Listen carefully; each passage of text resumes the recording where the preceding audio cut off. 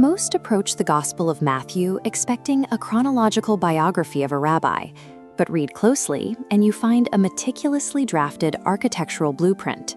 Early Christian antiquity unanimously points to the Apostle Matthew as the architect of this text.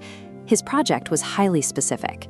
He needed to build a bridge linking the ancient history of Israel directly to the formal reality of the New Covenant. Treating his work as a simple diary of events misses the underlying engineering. Matthew selects, arranges, and frames the life of Christ to serve a distinct institutional purpose.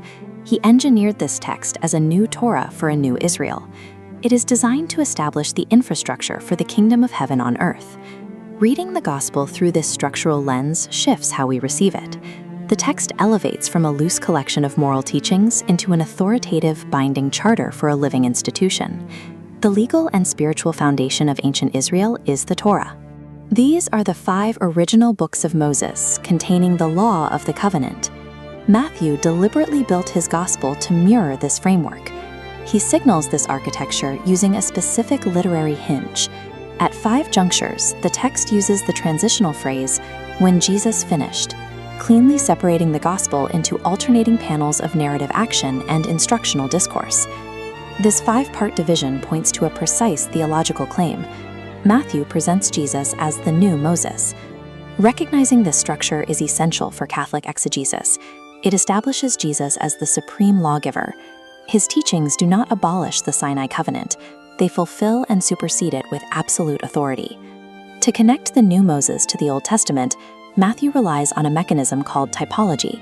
Typology identifies historical rhymes, moments where God acts similarly across time. After passing the Red Sea, Israel wandered the wilderness for 40 years, failing a spiritual test. After his baptism, Jesus enters the desert for 40 days, responding with perfect obedience. To fend off the devil during this trial, Jesus deliberately quotes the book of Deuteronomy. He steps directly into the historical shoes of ancient Israel. Typology forces us to read the text carefully. Jesus is not a sudden break from Jewish history. He is its dramatic climax, the focal point where all previous types find their perfect fulfillment.